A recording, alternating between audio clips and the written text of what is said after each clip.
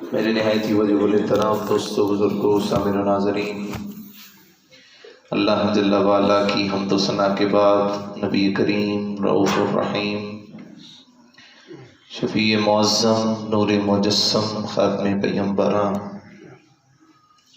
خلاصہ کائنات اللہ کے پیارے امت کے سہارے رب کے محبوب دانائے غیوب حضرت نبی رحمت صلی اللہ علیہ وآلہ وسلم کی بارگاہ اقدس میں لاکھوں کروڑوں درود و سلام کا نذرانہ پیش کرنے کے بعد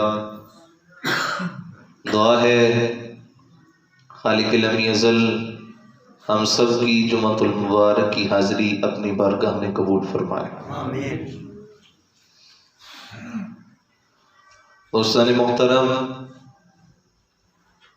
آپ کے سامنے آج سورہ المدثر کی 2 آیات بینات پڑھنے کا شرف حاصل کیا ہے۔ اللہ تعالیٰ قرآن پاک میں فرماتا ہے وَمَا خَلَقْتُ الْجِنَّ وَالْإِنسَ إِلَّا لِيَعْبُدُونَ۔ اللہ فرماتا ہے ہم نے جنوں اور انسانوں کو فقط اپنی عبادت کے لیے پیدا کیا ہے۔ دنیا کا مقصد اللہ کی عبادت، پھر اس نے اپنی عبادت کے لیے ہم پر کچھ چیزیں فرض کی ہیں۔ نماز ہے، روزہ ہے، زکوٰۃ ہے، حج ہے، یہ اس کی عبادت کا ذریعہ ہے۔ ان تمام عبادات میں جو سب سے اہم فریضہ ہے، جو کہ ہر مسلمان بالغ عاقل عورت مرد پر فرض ہے، وہ کیا؟ وہ ہے نماز۔ وہ کیا ہے؟ بولیے۔ نماز۔ نماز ایک ایسی عبادت ہے جس کو ہم دن میں 5 جگانہ ادا کرتے ہیں، اور اللہ تعالیٰ نے اس کی بہت بڑی سزا رکھی ہے جو اس کو ترک کرتا ہے، اور جو اس کو ادا کرتا ہے اس کے لیے بہت بڑا انعام رکھا ہے۔ نماز تو بھائی نماز ہے، نماز سے پہلے ہم ایک عمل کرتے ہیں، وہ کیا؟ وضو۔ ہم کہتے ہیں نا کہ نماز جنت کی کنجی ہے، نماز جنت کی کنجی کھولنے والی، نماز پڑھو گے تو جنت ملے گی۔ نماز جنت کی کنجی ہے اور وضو نماز کی کنجی ہے۔ جو شخص بے وضو ہے وہ نماز، وہ غیرت والا خدا ہے، وہ یہ نہیں چاہتا کہ بندہ ناپاک ہو کر میری بارگاہ میں کھڑا ہو۔ اس نے میرا نام بھی لینا ہے، میرے محبوب کا نام بھی لینا ہے، میرا نام لینا ہے، میری تسبیح پڑھنی ہے، اور تشہد میں بیٹھ کر محمد اور آل محمد پر درود بھی پڑھنا ہے۔ میں یہ نہیں چاہتا کہ وہ بے وضو ہو کر میری بارگاہ میں بیٹھے، تو لہٰذا وہ بغیر وضو کے نماز کو قبول نہیں کرتا، اور جو بندہ وضو کر لیتا ہے اس کو نور عطا فرما دیتا ہے۔ وہ فرماتا ہے کہ بندے جب تو میرے لیے بیٹھتا ہے وضو کے لیے، وضو کے ارادے سے، میں بتا رہا ہوں کہ وضو کا انعام کیا ہے۔ نماز تو بہت بڑی عبادت ہے، وضو کا انعام کیا ہے؟ وضو کا اصل گل پتہ کی ہے، نماز پڑھنی اوکھی نہیں، وضو کرنا اوکھا۔ مسئلہ یہ ہے، کہنے یار پھر ٹھنڈے پانی سے پھر ہاتھ پیر دھونے پینے نے، بڑا مشکل کام ہے۔ یا تو پھر وضو کو ہم قائم رکھیں، ساڈا تو وضو اثر تو مغرب تک نہیں رہتا، ٹوٹ جاتا، لیکن اللہ کے اولیاء، اللہ کے بزرگ بندے، حضور غوث پاک جیسی شخصیت جنہوں نے عصر کی نماز سے مغرب بھی پڑھی ہے، عشاء بھی پڑھی ہے، اور فجر کی نماز بھی ادا فرمائی، تے ایک دن نہیں 2 دن نہیں 40 سال تک حضور غوث پاک نے عمل کیا، تو پھر ہی جا کر یہ مقام ملا نا۔ شیخ عبد القادر جیلانی، ہر ولی کی گردن پر غوث پاک کا قدم ہے۔ یہ مقام عبادتوں سے ملا، ریاضتوں سے ملا، مجاہدوں سے ملا ہے۔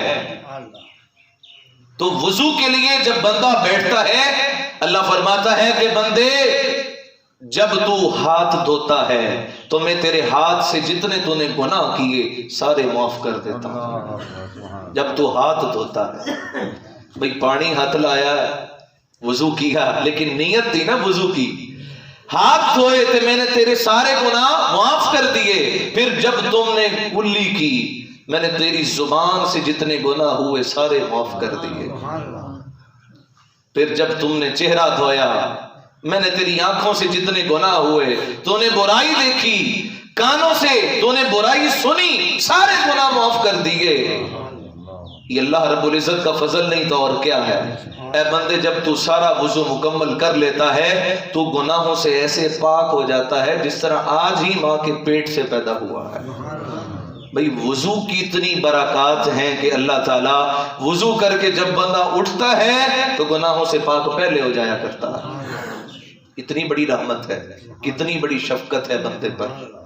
اللہ اکبر۔ اور سرکار علیہ السلام نے فرمایا کہ صحابہ، قیامت کے دن میں تمہیں پہچان لوں گا، پہچان لوں گا۔ سرکار کے صحابہ، اچھا قیامت کے دن ساری امتیں ہوں گی، حضرت آدم علیہ السلام کی بھی، نوح علیہ السلام کی بھی، ابراہیم علیہ السلام کی بھی، جتنے نبی گزرے ہیں سوالات، ہر نبی کی امت قیامت کے دن وہاں میدان حشر میں موجود ہوگی، اور اتنی امتیں ہیں، اور سرکار فرماتے ہیں قیامت کے دن تمام امتوں کی صفیں، ان کی تعداد 120 ہوگی، 120 صفیں ہیں، اور صف جتنی ہماری مسجد کی اتنی نہیں ہے، جہاں جہاں تک نگاہ اٹھے گی دنیا ہی دنیا ہے۔ اور فرمایا ان 120 صفوں میں سے 80 صفے میں محمد کی امت کی، میری امت، اور قیامت کے دن مجھے فخر ہوگا یہ میری امت ہے، کثرت سے جن کی تعداد ہوگی۔ اور فرمایا کہ قیامت کے دن اتنی امتوں میں سے میں تمہیں پہچان لوں گا میرا امتی کون سا ہے، یہ میرا امتی ہے، یہ میرا امتی ہے، یہ میرا امتی ہے۔ سرکار کے صحابہ پوچھتے ہیں کہ یا رسول اللہ، اتنی امتوں میں آپ ہمیں کیسے پہچان لیں گے؟ تو میرا نبی فرماتا ہے کہ میں ان کے 5 کلیانوں سے پہچان لوں گا۔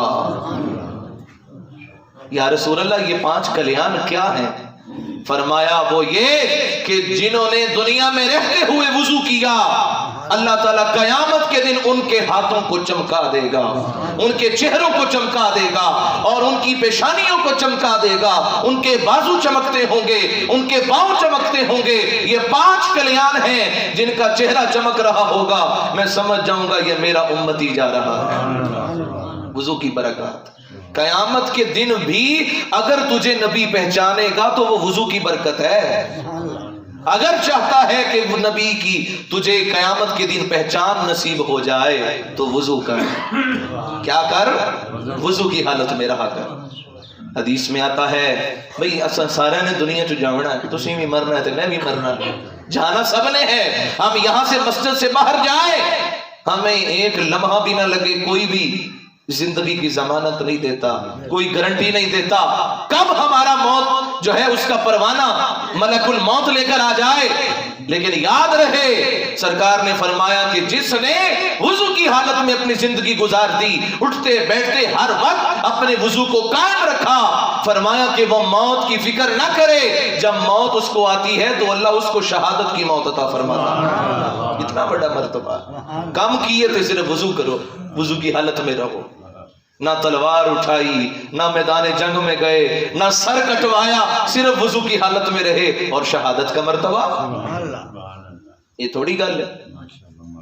جب میرا نبی معراج کی رات گئے نا سرکار علیہ السلام اللہ کی بارگاہ میں عرش پر، تو میرے نبی وضو فرما رہے ہیں۔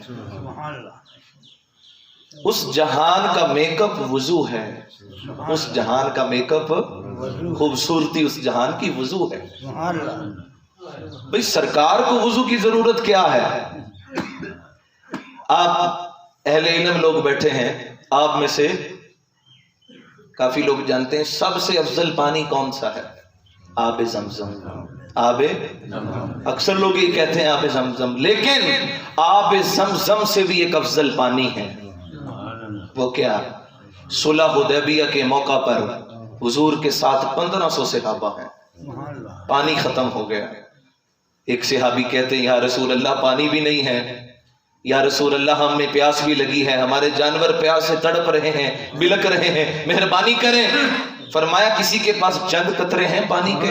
جی یا رسول اللہ ہیں۔ فرمایا لاؤ میرے پاس پیالے میں۔ سرکار کی بارگاہ میں لائے گئے، سرکار علیہ السلام نے اپنا دست مبارک اس پیالے میں رکھ دیا، اور اللہ تعالیٰ نے اپنے محبوب کی انگلیوں سے 5 چشمے جاری کر دیے۔ سرکار کے صحابہ کہتے ہیں کہ ہم نے رج کر پانی بھی پیا، وضو بھی کیا۔ کہا تمہاری تعداد کتنی تھی؟ صحابہ کہتے ہیں 1500 صحابہ نے اس ایک پیالے سے پانی بھی پیا، جانوروں کو بھی پلایا، خود بھی پیا اور وضو بھی کیا۔ کہا اللہ کی قسم اگر 1,00,000 صحابہ بھی ہوتے تو ہمارے لیے پانی کافی تھا۔ جو دست مصطفیٰ سے پانی نکلا ہے وہ آب زمزم سے بھی افضل و اعلیٰ ہے۔ کیوں؟ کیونکہ آب زمزم نکلا ہے اسماعیل کی ایڑیوں سے، اسماعیل علیہ السلام کی ایڑیوں سے نکلا ہے، اور صلح حدیبیہ کے موقع پر جو پانی نکلا ہے وہ مصطفیٰ کے ہاتھوں سے نکلا ہے، اور ان ہاتھوں سے نکلنے والے چشمے کا کنیکشن اللہ تعالیٰ نے جنت میں حوض کوثر سے فرما دیا۔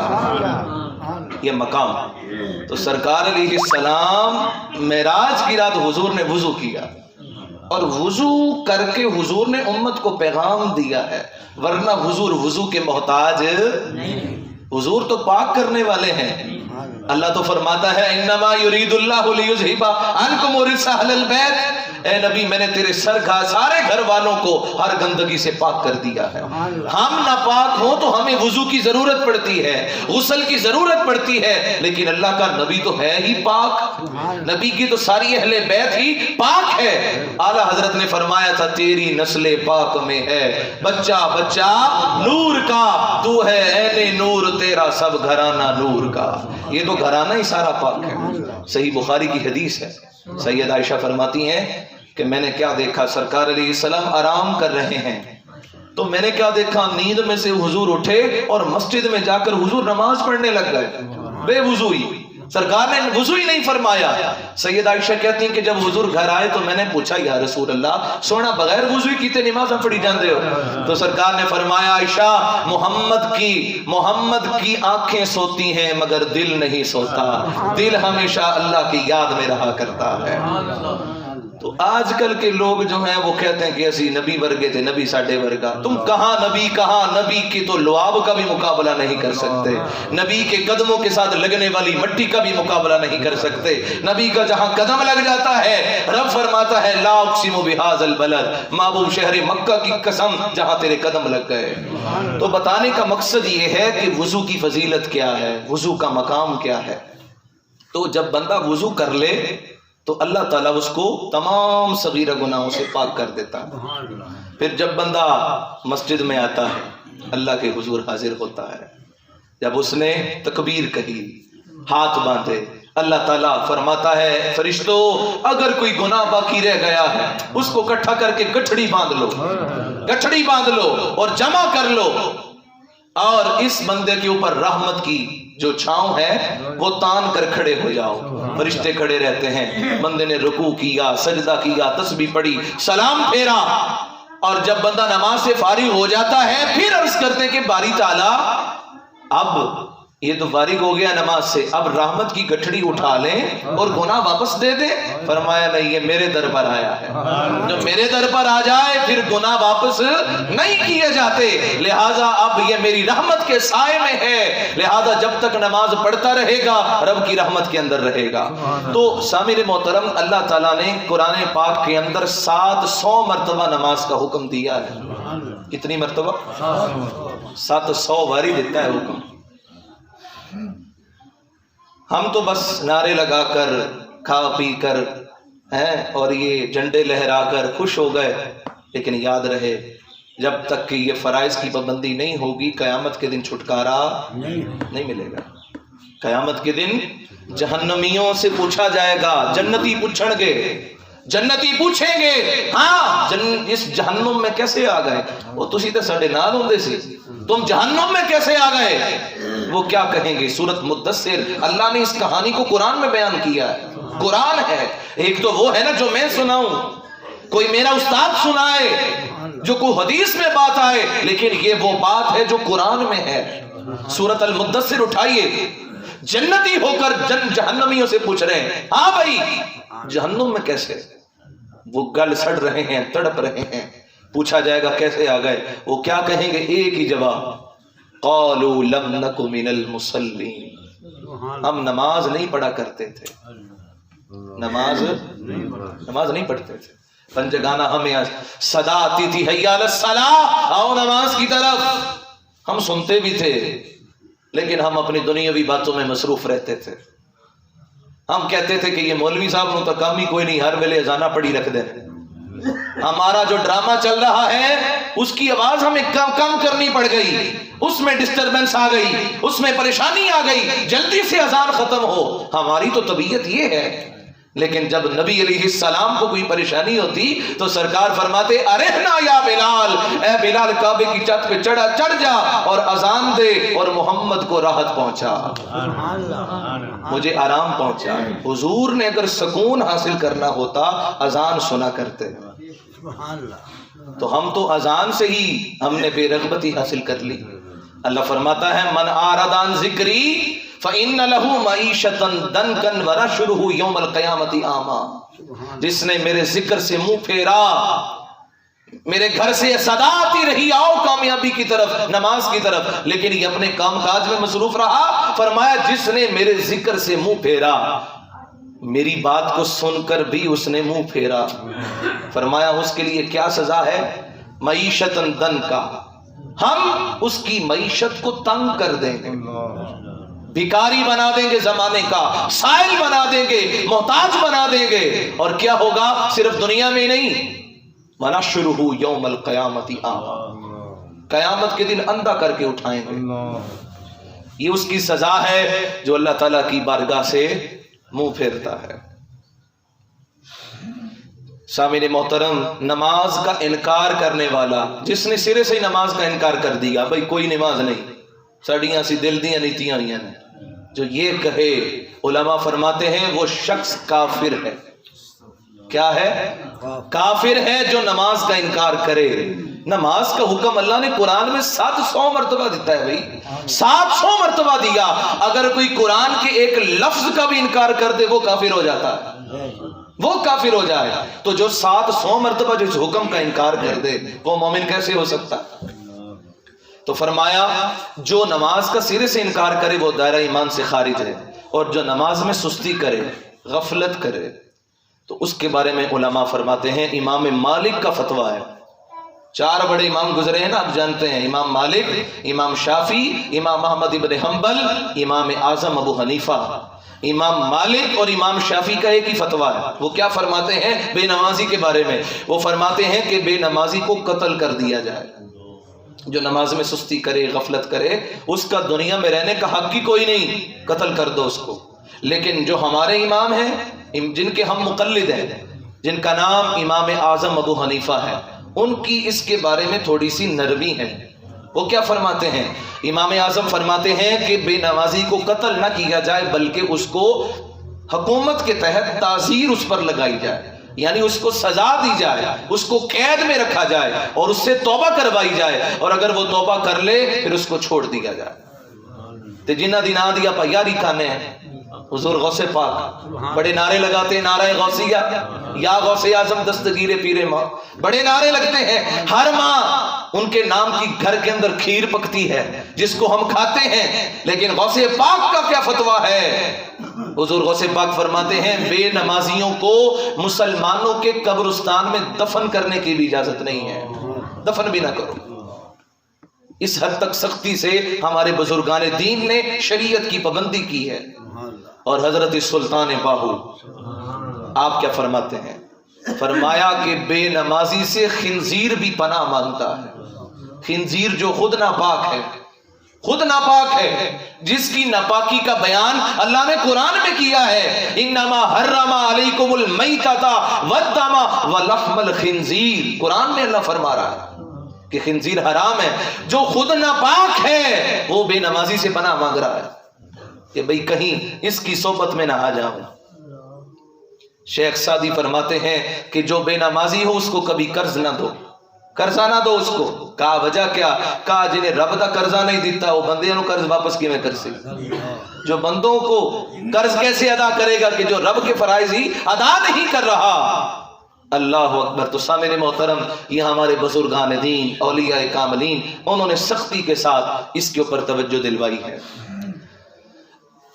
جابر ابن عبداللہ رضی اللہ تعالیٰ عنہ حدیث پاک ہے، حضور نے فرمایا من ترک الصلاۃ متعمدا فقد کفر، جس نے جان بوجھ کر نماز کو چھوڑا اس نے کفر کیا، اس نے کافروں والا کام کیا. لیکن ہمارے گھر کے حالات یہ ہیں کہ جب کہ آخر اسلام نے فرمایا کہ جب تمہارے بچوں کی عمر 7 سال ہو جائے ان کو نماز کا حکم دو، ان کی انگلی پکڑ کر ان کو مسجد میں لاؤ، اور جب ان کی عمر 10 برس ہو جائے اگر سختی بھی کرنی پڑے تو سختی کر کے ان کو مسجد میں لاؤ، سختی کرو ان پر.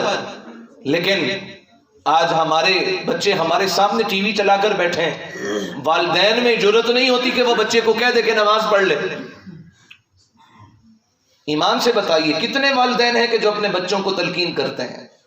خود والدین بچوں سے ڈرتے ہیں کہ اگر ہم نے یہ بات کہی تو کہیں بچہ ہمارے جو ہے وہ ایسی بات نہ کر دے کہ جو ہماری شان کے خلاف ہو.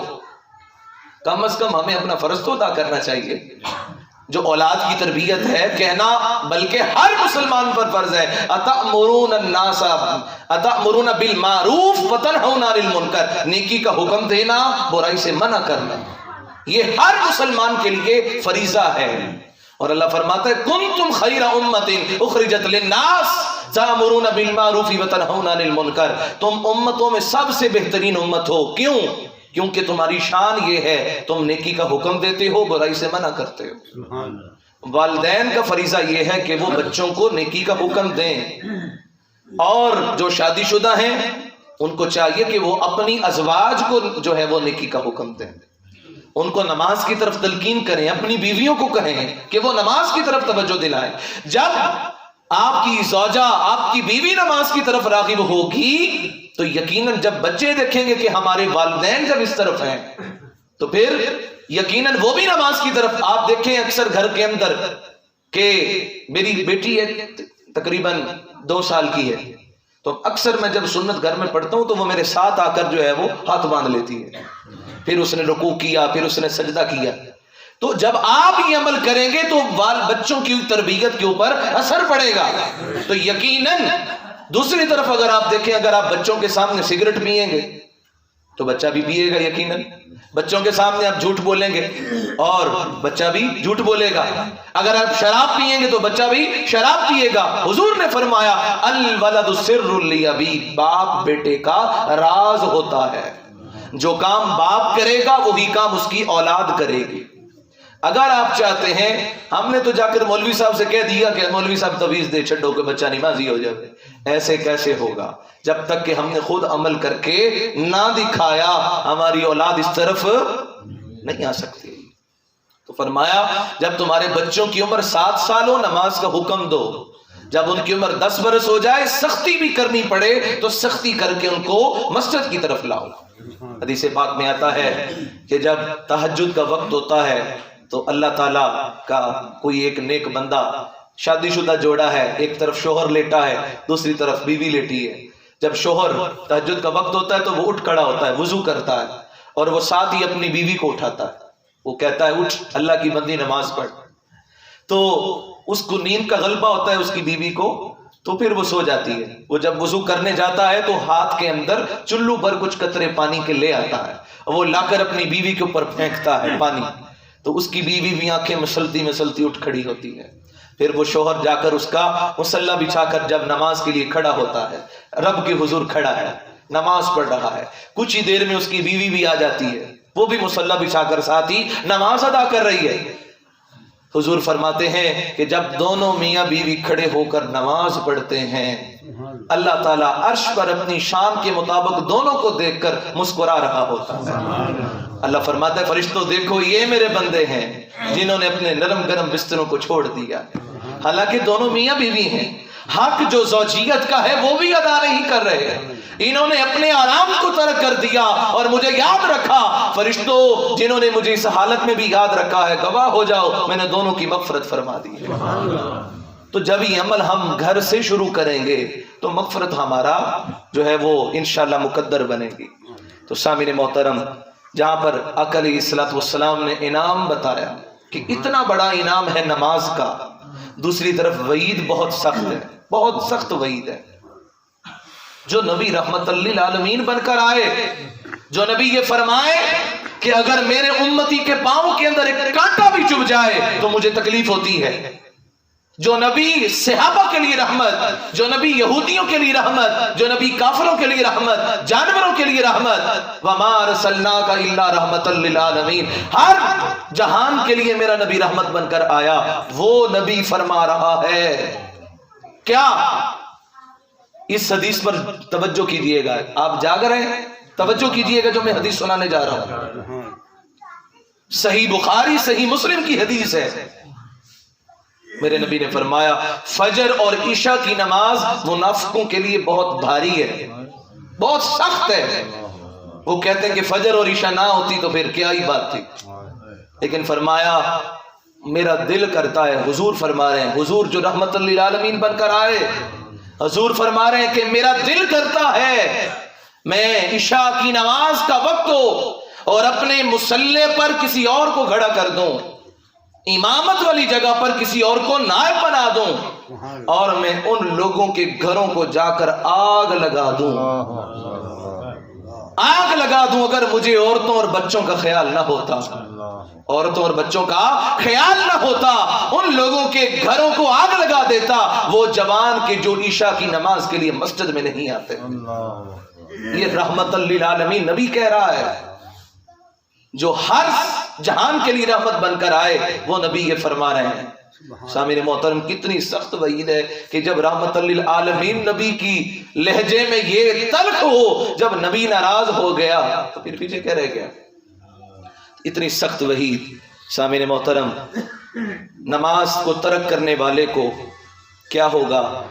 آقا علیہ السلام نے فرمایا کہ دنیا تو دنیا، قیامت کے دن جب حشر لگے گا تو اللہ تعالیٰ اس کو کس کی صف میں کھڑا کرے گا؟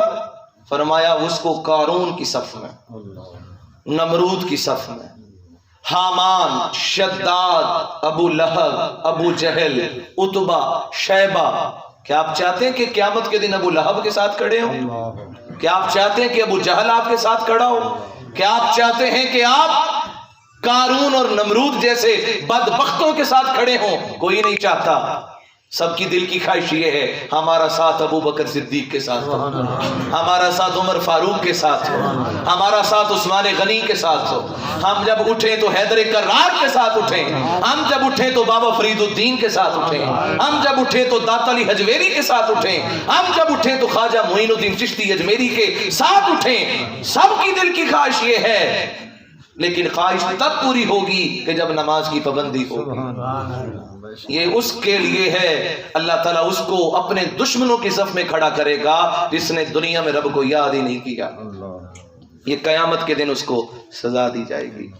سامعین محترم آخر میں دو تین باتیں اور عرض کر کے اپنی بات کو تمام کرتا ہوں. آقا علیہ السلام نے فرمایا، بعض لوگ تو ہے نا کہ پنجگانہ نماز تو نماز، جمعے کی بھی پابندی نہیں کرتے. انہوں نے کہا کہ بس عید کی نماز ہے، جو کہ واجب الکفایہ ہے کہ اگر چند لوگ ادا کر لیں تو سب کی طرف سے ادا ہو جاتی ہے، لیکن وہ عید کی نماز پر ہی انہوں نے توقف کر رکھا ہے. تو جمعے کو جو ہے اس کا ترک کرنا کتنا سخت گناہ ہے. آقا علیہ السلام نے فرمایا جس نے بغیر کسی عذر کے، بغیر کسی وجہ کے نماز جمعہ کو ترک کیا، مسلسل ایک جمعہ ترک کیا، پھر دوسرا جمعہ ترک کیا، پھر تیسرا جمعہ بھی چھوڑ دیا، فرمایا اللہ اس بندے کا نام منافقوں میں لکھ دے گا. اور منافق یاد رکھے، یاد رہے، یہ منافق کافروں سے بھی بدتر ہوتے ہیں. کافروں کے بارے میں اللہ نے فرمایا کہ اللہ تعالیٰ ان کو عذاب عظیم، بڑا عذاب دے گا، لیکن منافقوں کے بارے میں فرمایا عذاب علیم، اللہ ان کو درد والا عذاب دے گا، دردناک. ان المنافقین فی الدرک الاسفل من النار. اللہ فرماتا ہے کہ منافقوں کو میں کیا کروں گا؟ جہنم کے سب سے نیچے والے گڑھے میں، جہاں سب سے زیادہ سخت عذاب ہے. جہنم کا تو ہلکا عذاب برداشت نہیں کیا جا سکتا. سرکار نے جبریل سے پوچھا، جبریل بتاؤ ہلکا عذاب کیا ہے جہنم کا؟ تو جبریل رو پڑے. ملک الموت، اس کا بھی سردار جو تمام ملائکہ کا سردار ہے، جبریل رو پڑا اور کہنے لگا کہ یا رسول اللہ، سب سے ہلکا عذاب یہ ہے جہنمی کو آگ کے جوتے پہنائے جائیں گے، جس کی وجہ سے اس کی تمام جلد کھلڑی جو جسم کی سکن ہے وہ جل کر نیچے اتر آئے گی، اور پھر کیا ہوگا؟ وہ تڑپے گا گرمی کی وجہ سے، حرارت کی وجہ سے، تکلیف سے، کہے گا مجھے پانی چاہیے، العطش العطش، پیاس پیاس کرے گا. 70,000 سال کے بعد اس کی آواز سنی جائے گی. کہا جائے گا تجھے کیا تکلیف ہے؟ وہ کہے گا مجھے پانی چاہیے. پھر 70,000 سال کے بعد اس کو پینے کے لیے کچھ دیا جائے گا. پینے کے لیے پانی نہیں دیا جائے گا، اس کو ٹھنڈا پانی میسر نہیں ہوگا، بلکہ کیا پیپ کا پانی اس کو پینے کے لیے دیا. یہ جہنم کا سب سے ہلکا عذاب ہے، اور جو ہلکا عذاب ہے اس کو نہیں برداشت کیا جا سکتا. سن کر انسان کے رونگٹے کھڑے ہو جاتے ہیں، انسان دنگ رہ جاتا ہے. جب ہلکا عذاب برداشت نہیں کر سکتے تو جو جہنم کے سب سے نیچے والے گڑھے میں ہے، اور وہ کون؟ منافق. اور منافق کون ہے؟ حضور نے فرمایا جو نماز نہیں پڑھتا اس کا نام منافقوں میں لکھ دیا جاتا ہے. تو اندازہ لگائیں. دوسری طرف فرمایا کہ جس نے 3 جمعوں کو چھوڑا اس کا نام غافلین میں لکھ دیا جائے گا، اور اس کے دل پر اللہ تعالی مہر لگا دیتا ہے. اور اس نے دین کی پرواہ نہیں کی. دین کو جیسے انسان پشت نہیں کر کے چلا جاتا، دین کی پرواہ کوئی نہیں. اس نے دین کو پسے پشت ڈال دیا جس نے مسلسل 3 جمعوں کو چھوڑ دیا. اور دوسری طرف فرمایا جس نے 1 جمعہ پڑھا اور پھر اس نے اگلا جمعہ پڑھا، فرمایا اس کے درمیان اگر جتنے اس سے گناہ سرزد ہو گئے، انسان ہے نا، گناہ ہو جاتے ہیں، صغیرہ اگر گناہ ہو گئے تو 1 جمعے سے دوسرے جمعے کے درمیان اگر اس نے جمعہ ادا کر لیا، جمعے کی برکت سے اللہ سارے گناہ معاف فرما دیتا. کتنی برکت ہے. تو بجائے اس کے کہ ہم جمعے کو چھوڑ کر نمازوں کو ترک کر کے اپنا نام منافقوں میں لکھوائیں، نماز ادا کر کے بخشے ہوں میں نام لکھا جائے گا. بس یہ ہے کہ ہم وقت نکالیں. کیا ہمارا اللہ کے لیے بھی وقت نہیں کہ جس نے ہمیں زندگی کی نعمتیں عطا کی ہیں، جس نے ہمیں سانسوں کی ڈولی عطا کی ہے، جس نے ہمیں یہ بہاریں، یہ کھانے پینے کی چیزیں عطا کی ہیں، اتنی نعمتیں. فَبِأَيِّ آلَاءِ رَبِّكُمَا تُكَذِّبَانِ، کون کون سی نعمت کو جھٹلاؤ گے؟ وَإِن تَعُدُّوا نِعْمَتَ اللَّهِ لَا تُحْصُوهَا، اگر لکھنے بیٹھ جاؤ میری نعمتوں کو تمہاری زندگی ختم ہو جائے. تمام اگر درختوں کو قلم بنا لو، سمندر کو سیاہی بنا لو، میری ایک نعمت کا بھی شکر ادا کرنے بیٹھو، زندگی ختم ہو سکتی ہے، قلم ختم ہو سکتے ہیں، سیاہی ختم ہو سکتی ہے، میری ایک نعمت کا حق کے شکر ادا. جان دی ہوئی اس کی تھی، حق تو یہ ہے کہ حق ادا نہ ہوا، ہوئی زندگیاں ختم اور قلم ٹوٹ گئے، تیرے اوصاف کا ایک بھی باب پورا نہ ہوا. سامعین محترم، جس رب ذوالجلال نے اتنی نعمتوں سے ہمیں نوازا ہے اس کے لیے، اور یاد رہے بعض لوگ اس غلط فہمی میں رہتے ہیں، غلط فہمی میں، ان کی غلط فہمی خود دور کر لینی چاہیے. وہ کہتے ہیں نا دیکھو جی اگر ایسا معاملہ ہوتا تو ہمارے گھر کے اندر رزق کی ریل پہ اتنی، دیکھو نا رزق ساڑھے گھروں مکدا ہی نہیں، ہمیں تو کھانے پینے کے لیے سب کچھ مل رہا ہے. اگر اللہ تعالی ہم سے ناراض ہوتا تو ہمیں یہ کھانے پینے کے لیے رزق نہ دیتا، ہمارے یہ معاملات نہ چلتے. وہ یاد رہے اس نے کبھی سورج کو یہ نہیں کہا، کبھی سورج کو یہ نہیں کہا کہ مسلمانوں کے گھر میں روشنی دینی ہے، کافروں کو نہیں دینی. وہ تو کافروں کو بھی رزق دے رہا ہے، دے رہا ہے کہ نہیں دے رہا؟ بولیے. وہ تو زمین کے اندر اگر پتھر بھی ہو، اس کے اندر چھپا کیڑا بھی ہو، اس کو بھی رزق دے رہا ہے. کیوں؟ اس نے وعدہ کیا وَمَا مِن دَابَّةٍ فِي الْأَرْضِ إِلَّا عَلَى اللَّهِ رِزْقُهَا، زمین پر جتنی رینگنے والی چیزیں ہیں رزق کا وعدہ میں خدا کرتا ہوں، کیونکہ بندے میرے ہیں تو رزق بھی میں نے دینا ہے.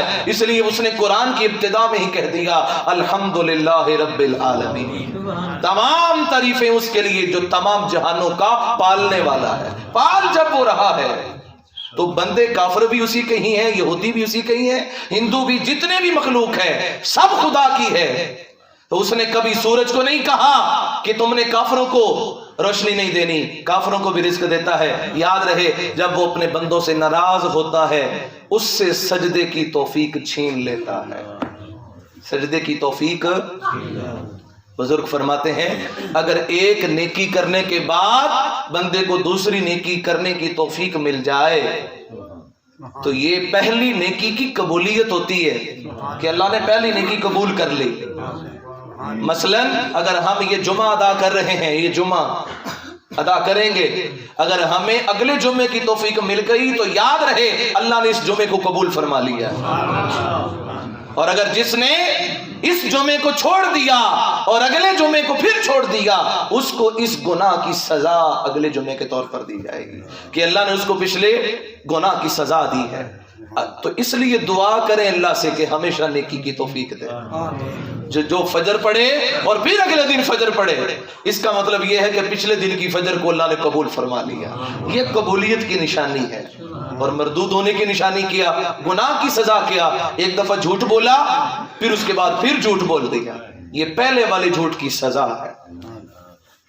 تو سامعین محترم، یہ معاملات، یہ احادیث، یہ قرآن پاک کی آیات جو کہ آقا علیہ السلام نے ہمیں بتائیں، اس کے ساتھ ساتھ آقا علیہ السلام نے فرمایا کہ جو شخص نماز کو ترک کرتا ہے اللہ تعالیٰ اس بندے کے رزق سے برکت اٹھا لیتا ہے، برکت ختم ہوتی ہے۔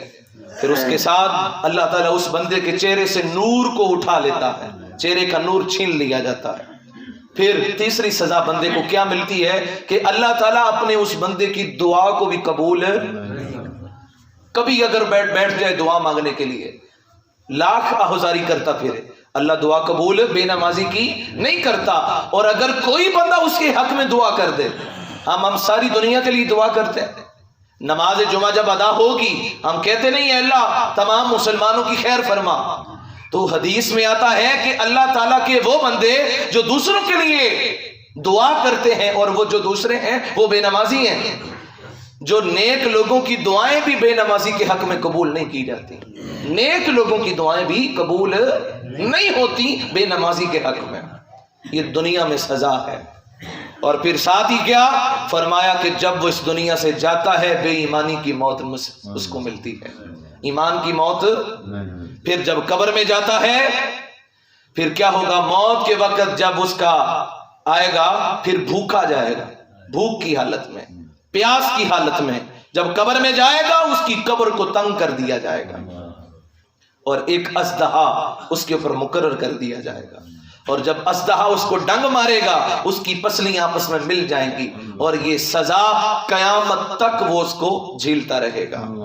اور کل قیامت کے دن اس کو جو سزا ہوگی وہ کیا، اللہ تعالیٰ اس کا حساب سختی کے ساتھ لے گا۔ جس کا حساب ہی سخت ہو وہ بچ سکتا ہے، اور حساب بھی رب کے سامنے۔ عدالت کوئی دنیا کی نہیں، پاکستان کی نہیں، یہ عدالت رب کی ہے۔ وہاں اگر دنیا میں اگر کسی جانور نے کسی دوسرے جانور کو سینگ بھی مارا ہے اس کی بھی کل قیامت کے دن فیصلہ کیا جائے گا، اس کی بھی رب کی بارگاہ میں سنوائی ہوگی۔ اس لیے تو کہا قیامت کا ایک دن 50,000 سال کے برابر ہے، ایک دن۔ تو فرمایا قیامت کے دن اللہ تعالیٰ بے نمازی سے سختی کے ساتھ حساب لے گا۔ عدل کرے تے تھر تھر کمبن کچیاں شانہ والے، فضل کرے تے بخشے جاون میں جے بھی موقع لے۔ تو کہا سختی سے حساب ہوگا، اور دوسرا اللہ کا قہر اس پر نازل ہوگا، اور ساتھ ہی کیا نتیجہ نکلے گا، ڈالو جہنم کی آگ میں۔ سامعین محترم، جہاں پر نماز کی فضیلت ہے، انعام بتایا گیا، جنت اس کا مقدر ہے۔ فرمایا جس نے نماز پنجگانہ ادا کی اللہ تعالیٰ اس کے لیے جنت کے 8 دروازے کھول دیتا ہے۔ تو سامعین محترم، دعا کریں کہ اللہ تعالیٰ ہم سب کو پنجگانہ سجدے کی توفیق عطا کریں۔ اما علیہ السلام۔